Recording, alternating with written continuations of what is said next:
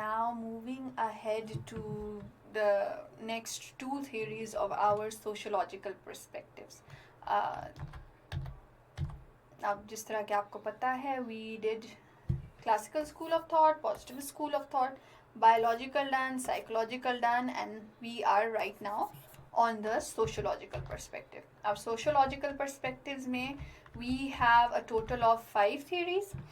इन theories में जो social disorganization theory है वो हम लोगों ने complete कर लिया है. आज हम करेंगे the strain theory and the labeling theory कि किस तरह से ये दो सोशोलॉजिकल थीरीज जो हैं ये किस तरह से क्राइम कॉज करती हैं सोसाइटी. ठीक है, so let's begin with the strain theory. It follows the work of Emile Durkheim advanced by Merton and Cohen. Basically जो स्ट्रेन थ्योरी पे काम है वो इन्होंने किया. इन्होंने हल्का सा आइडिया इधर से लिया, इनकी थ्योरी से लिया, और इन्होंने आगे उस पर काम करके पूरी स्ट्रेन थ्योरी बनाई है. अब before going into the details, I want to ask a few things. How many of you feel कि आपके पेरेंट्स या आपकी सोसाइटी ने आप पे बहुत ज़्यादा प्रेशर डाला हुआ है? ठीक है, when a child grows up, when a child is born, उसको उस पर शुरू से प्रेशर होता है कि तुमने डॉक्टर बनना है, तुमने पैसा कमाना है, देखो हम तुम्हारे लिए इतनी मेहनत कर रहे हैं, हम तुम्हें स्कूल भेज रहे हैं, तुमने पैसा कमाना है, तुमने कुछ ऐसा नहीं करना जो हमारे अगेंस्ट जाए. ठीक है, तुमने सोसाइटी में हमारी इज्जत बनानी है. Lot of people going for the civil service exams, competitive exams, उसके पीछे भी यही लॉजिक होती है, to get that place in society.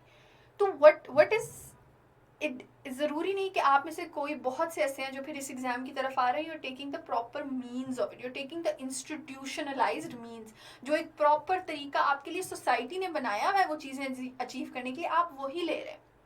लेकिन ज़रूरी नहीं कि इस प्रेशर की वजह से, इस स्ट्रेन की वजह से, ज़रूरी नहीं कि हर कोई जिस पे ये स्ट्रेन है वो उसी प्रॉपर मेथड पे जाए. ठीक है, तो आज जो स्ट्रेन थ्योरी है इट फोकसेस ऑन दिस. ये आपको बता रहा है कि किस तरह सोसाइटी के प्रेशर से, सोसाइटी के स्ट्रेन से इंसान जो है वो क्रिमिनल एक्टिविटी की तरफ जा सकता है. ठीक है, सो व्हाट डज इट से? Motivation of crime is derived from pressure of society. Crime अगर कोई कर रहा है तो वो सोसाइटी के प्रेशर की वजह से कर रहा है, स्ट्रेन की वजह से कर रहा है.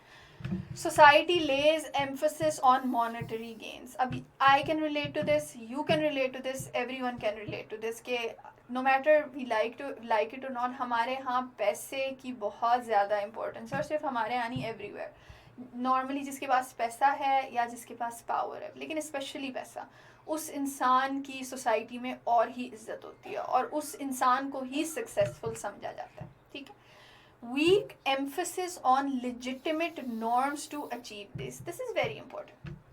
हम में से सब ने बचपन से ये सुनते आ रहे हैं कि भाई पैसा कमाना है, पैसा तो लाजमी कमाना है आपने. ठीक है, इधर से कमाओ, जॉब करो, बिजनेस करो, बस पैसा आना चाहिए. ठीक है, होता क्या है, चलो डायरेक्टली नहीं भी कहा गया, सोसाइटी में आपके इर्द गिर्द हमारा वो वाला रिश्तेदार है, बहुत अमीर है, उसके बेटे को इतनी अच्छी जॉब मिली है, बहुत पैसा, उन्होंने ये गाड़ी लिया, उन्होंने ऐसा घर लिया, उन्होंने इस इलाके में घर लिया. ये सब कुछ हम सुनते आ रहे हैं शुरू से. ठीक है, ये तो सुन लिया कि पैसा इंपॉर्टेंट है. How often do we hear growing up, हम अपने पेरेंट्स छोड़े, हम अपनी सोसाइटी से ये कितना सुनते हैं कि हाँ पैसा कमाना है लेकिन इस तरह कमाना है, पैसा कमाना है लेकिन इतना पागल नहीं होना पैसे के पीछे कि तुम हर तरफ से कमाओ, कोशिश करो कि इस तरह से इन लिमिट्स में रह के पैसा कमाओ.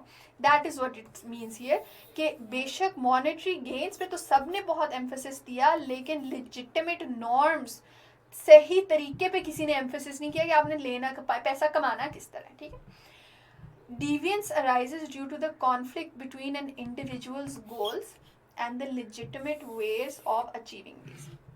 According to the strain theory, crime तब होता है जब एक मसला खड़ा हो जाता है. एक तरफ आपको पैसा कमाना है जो कि आपके गोल्स हैं, चलो पैसा कमाना ना से और भी बहुत गोल्स होते हैं, एक तरफ आपके वो गोल्स हैं और दूसरी तरफ तरीके हैं. जब इनमें how to get that goal, जब इनमें एक कॉन्फ्लिक्ट आ जाता है और आप इन चीज़ों को दोनों को साथ साथ लेके नहीं चल सकते, तो इस थ्योरी के मुताबिक ऐसी सिचुएशन में क्राइम के चांसेस ज़्यादा हो जाते हैं. Individuals can adapt to this situation in different ways.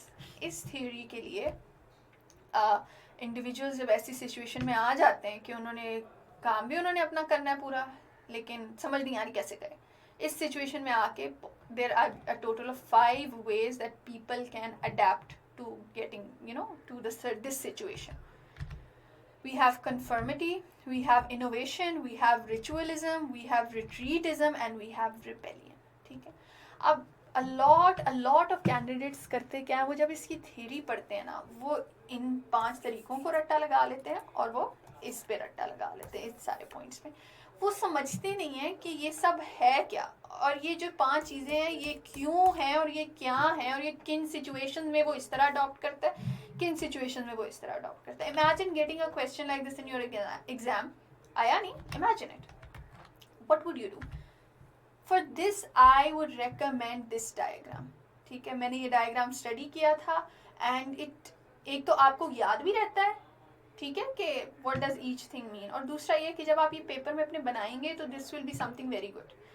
What did Robert के मर्टन्स डिविएंस टाइपोलॉजी एक्चुअली से? अब इसमें है क्या, let me explain this very slowly so that you people can understand. इस साइड पे हम पढ़ रहे हैं कल्चरल गोल्स, इस साइड पे हम पढ़ रहे हैं इंस्टीट्यूशनलाइज मीन। कल्चरल गोल्स का मतलब है वो हमारे एम्स जो हमें सोसाइटी ने हमारे माइंड में बिठा दिए कि भाई ये काम तुमने करना है, ठीक है। इंस्टीट्यूशनलाइज मीन्स है the proper way of getting those things, ठीक है। ये आ गया एक्सेप्ट, रिजेक्ट, ये वो लोग हैं जो एक्सेप्ट कर रहे हैं गोल्स को, ये वो लोग हैं जो रिजेक्ट कर रहे हैं गोल्स को।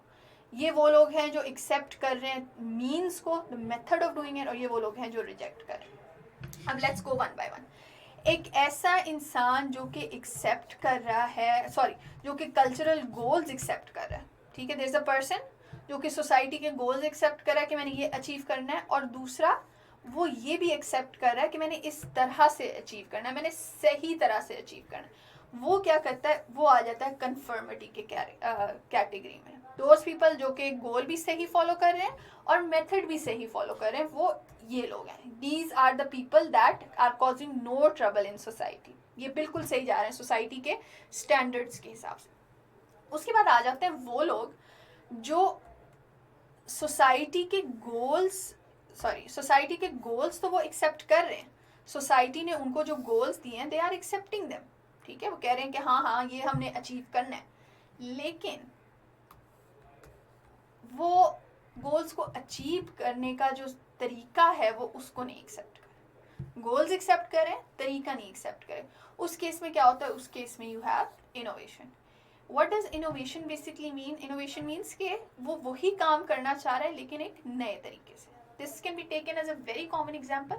जो लोग go for bribery, वो क्यों करते हैं? पैसा चाहिए ना, पैसा as a goal उन्होंने एक्सेप्ट कर लिया, लेकिन पैसे कमाने का जो सही तरीका है वो उन्होंने रिजेक्ट किया।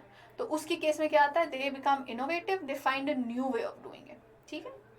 The third thing is those people that reject the cultural goals. उनके अंदर वो एम्बिशन नहीं है वो चीज़ें अचीव करने का, वो ये इनको कहते हैं हाँ पैसा क्या करना है, मिस करो, leave it, but they do accept the ways. हाँ पैसा इम्पोर्टेंट नहीं है लेकिन यार जॉब तो करनी है, ठीक है। ये लोग आ जाते हैं रिचुअलिज्म में, जो बस लाइफ को लेके चली जा रहे हैं, they don't care, they are like okay बस जिंदगी चलाओ, जो एक तरीका है वो करो, लेकिन उनके अंदर वो एम्बिशन नहीं है, ठीक है। ये लोग आ जाते हैं रिचुअलिज्म में। ये इतने कोई you can say they not proper criminals तो ये है नहीं ना। The last is these people they reject the cultural goals, जो आपकी सोसाइटी ने गोल्स बताएंगे उनको रिजेक्ट करें, and they also reject the ways of getting them. मतलब ये वो लोग हैं जो कि कह रहे हैं कि ना हमें पैसा चाहिए, ना हम इन चीज़ों को मानते हैं, ना हम सही तरीकों को मानते हैं। दे गो इन टू रिट्रीटिज्म। ये वो लोग हैं जो अपने आप को ना दुनिया से दूर रखते हैं, दे बेसिकली रिट्रीट, ठीक है। ये वो लोग हैं जो कि सोसाइटी के नॉर्मल उसमें एडजस्ट ही नहीं हो पाते, वो सोसाइटी को सिग्निफिकेंस ही नहीं देते, ये वो लोग हैं, ठीक है। After that we have this category, new means and new goals. ये वो लोग हैं जो कहते हैं कि ना तो मैंने सोसाइटी के गोल्स को फॉलो करना है, ना फिर मैंने ना मैंने सोसाइटी के तरीकों को फॉलो करना है। वो अपने ही गोल्स बनाते हैं, वो अपने ही तरीके बनाते हैं। ये आ जाता है रिबेलियन में। वो लोग जो सोसाइटी के अगेंस्ट बहुत रिबेलियस हैं। बेसिकली अगर देखा जाए तो इनके क्रिमिनल एक्टिविटी के बहुत ज़्यादा चांसेस हैं, और इनके क्रिमिनल, ये वो लोग हैं जो बेसिकली फाइनेंशियल फ्रॉड करते हैं, छोटे मोटे क्रिमिनल एक्टिविटी करते हैं। ये वो लोग हैं जो बहुत हाई टाइप के ये their new goals can be collecting dead bodies, उन्होंने अपना एक गोल बना लिया। Their new means of doing it is going around and murdering people. ठीक, तो ये जो रिबेलियन वाली कैटेगरी आती है, these are the most severe criminals. ठीक है, अब बेसिकली इससे I hope you people understand कि स्ट्रेन थ्योरी है क्या और ये हमें कहती क्या है। ये हमें यही बात बता रही है कि सोसाइटी के गोल्स और उनको अकॉम्प्लिश करने के तरीके, इन पे जब डिफरेंट सिचुएशंस आती है, हम इनके हिसाब से जिस तरह अपने आप को एडजस्ट करते हैं, तो उसके रिजल्ट में हम डिफरेंट सिचुएशंस में फंस जाते हैं। ठीक है, और उनमें फिर क्रिमिनल एक्टिविटी के ज़्यादा चांसेस हैं। तो सोसाइटी के प्रेशर की वजह से, and which can be related to a lot of people. ठीक है, we all can relate to this, कि सोसाइटी का प्रेशर जो है वो इंसान को क्रिमिनल एक्टिविटी की तरफ पुश करता है। I hope you all understood the strain theory. Now we're moving on to the next one. Have a look at this person. What is the first thing you think that comes to your mind when you see this person? क्या आता है mind में? He's smoking, he's wearing bands, he has lots and lots of tattoos. If he had this big pointy सी दाढ़ी तो और भी डर लगता है इसको देख के। बड़ी बड़ी इसने मसल्स बनाए हुए होते, गंजा होता तो और भी डर लगता है उसको देख के। ठीक है, तो why is it so? आप you're walking down the street and you see this person, or if you see this person standing in a street, आप जाएंगे उस सड़क में, आप कोशिश करेंगे मैं किसी और तरीके से जाऊँ, किसी और रास्ते से चलो, इस बंदे से मैं दूर रहूँ किसी ना किसी तरह। ठीक है, अगर ये आपके पास से गुजरा है तो आप सबसे पहले क्या करोगे? you'll put your purse away, you'll hide your phone, आप बिल्कुल ही अलर्ट हो जाओगे। why is this so? basically ये हमारी अगली थियरी है, which is the labeling theory, कि हम as humans, we as members of society, हमारा कसूर है कि लोग जो हैं वो क्राइम की तरफ जा रहे हैं। और वो क्यों? क्योंकि हम लोगों के साथ टैग्स एसोसिएट कर देते हैं, हम लोगों को लेबल कर देते हैं, और एक लेबल किया हुआ जो इंसान है वो मोस्ट प्रोबेबली क्राइम की तरफ जाएगा। ठीक है, this theory was prominent during the 1960s and the 1970s. Major role was played by Howard Becker. अब ये तो सारे पॉइंट्स हैं जो लिखने चाहिए और MCQs में भी आ सकते हैं, तो इसलिए आई एम मेंशनिंग देम, लेकिन आइडिया आप लोगों को शायद हो जाए कि लेबलिंग थ्योरी है क्या। However, this theory too is also traced back to Emile Durkheim. इनकी इतना जो सोशोलॉजिकल theories थी towards slight deviance, उसकी वजह से फिर आगे काफ़ी ज़्यादा theories बनी। Labeling theory states that people come to identify and behave in ways that reflect how others label them. कि इंसान अपने आप को, अच्छा, identify is a very interesting word. Why identify and label them, कि जिस तरह हमें लेबल किया जाता है सोसाइटी में, हम फिर इवेंचुअली क्या होता है, हम अपने आप को भी उस तरह से एक्सेप्ट करने लग जाते हैं।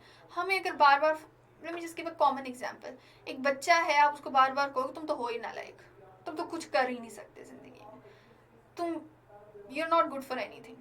अगर हम एक बच्चे को ये बार बार कह रहे हैं that child will grow up believing he is not good for anything. ठीक है, ये this is a very simple example. अगर if you see like the man I showed you before, अगर उसको शुरू से यही सुनने को मिल रहा है कि यार तुम तो बड़े ख़तरनाक से लग रहे हो, he will start believing he is dangerous.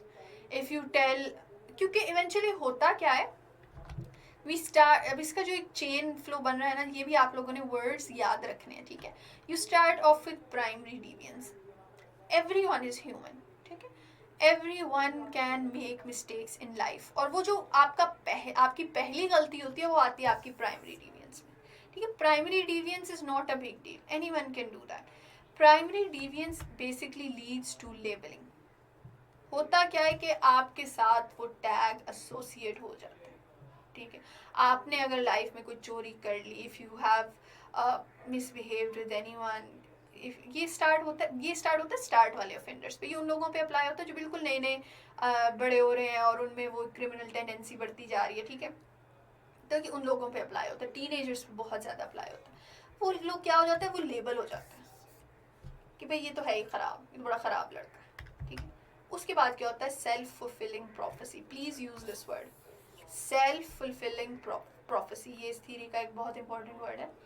इसका ये मतलब है कि जब आप किसी को कहोगे कि तुम ऐसे हो, तो वो वो खुद से ये काम होने वो तो फिर उस वैसा बनेगा ही बनेगा, ठीक है। तो सेल्फ फुलफिलिंग प्रोफेसी का मतलब है कि आप किसी को कह रहे हो तो आप खुद ब खुद उसको उस चीज़ की तरफ लेके जा रहे हो। Instead of giving that person a new chance, you are pushing that person towards more criminal activity. और जब वो सेल्फ फुलफिलिंग प्रोफेसी होती है, जब वो खुद को उस तरह का मानने लग जाते हैं, तो यू हैव सेकेंडरी डिवियंस।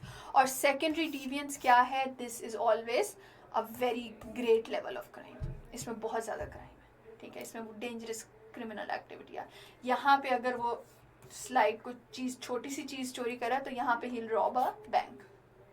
यहाँ पे if he's getting into a fight, तो यहाँ पे he's gonna murder someone, ठीक है। यहाँ पे if he's told to be flirting randomly, यहाँ पे he's gonna commit rape। तो ये जो लेबलिंग थ्योरी है, ये बहुत ज़्यादा एप्लीकेबल है, हर तरह से एप्लीकेबल है। We can all relate to it as well. और व्हाट डज दिस मीन? अब मैं आप लोगों को इसीलिए जनरल एग्जांपल्स के साथ ही सारा कुछ समझा रही हूँ, ताकि आप लोग समझ सको और अंडरस्टैंड कर सको how important these theories are. और ये जो लेबलिंग थ्योरी है, do you know why it is important? क्योंकि ये थ्योरी हमें बताती है कि अगर कोई फर्स्ट टाइम ऑफेंडर है, first time offender, he is way different from a regular offender. Why? Because उसका स्टार्ट है, उसको लेबल ना करो। यही थ्योरी है, लेबलिंग थ्योरी ही है, जिसकी वजह से हम कोशिश करते हैं कि जो जुवेनाइल्स हैं, आगे जाके हम पढ़ेंगे, जो यंग ऑफेंडर्स हैं, जो टीनेजर्स आ रहे हैं, हम उनको जेल ना भेजें, ताकि उन पर वो जेल वाला टैग ना लगे। हम कोशिश करें कि हम उनको दोबारा सोसाइटी में लाएं and give them a fresh start. यही लेबलिंग थ्योरी है दैट प्रमोट्स प्रोबेशन, कि इंसान को इतना आप पुश ही ना करो, उसको इतना बुरा कह के उसके साथ वो टैग ना लगाओ कि वो मज़ीद गलत काम करने पे मजबूर हो जाए, वो अपने आप को ठीक कर सके, वो रिहेबिलिटेट कर। We read the word before rehabilitate. ये सारी थ्योरी जो है, लेबलिंग थ्योरी, इन चीज़ों को एक्सप्लेन करती है, ठीक है। So whenever it comes to the labeling theory, please explain it with these words and please explain it with examples. अपनी सोसाइटी से एग्जाम्पल्स दें। और लेबलिंग थ्योरी से हम पॉलिसीज़ क्या क्या हमने बना सकते हैं? प्रोबेशन को प्रमोट करती है, पैरोल को प्रमोट करती है, ये हम आगे पढ़ेंगे, ठीक है। ये जुवेनाइल्स के केस में बहुत ज़्यादा सपोर्टिव है। तो लेबलिंग थ्योरी को पॉलिसी के हिसाब से भी आप देखें और इसकी थ्योरी के हिसाब से भी आप देखें। And if you think about it, the labeling theory is a very very applicable theory in the social perspective of criminology. So that this marks the end of our lecture, and I hope you understood these two theories today, the strain theory and the labeling theory. और इसके बाद we are going to move ahead to the last two theories of the sociological perspective.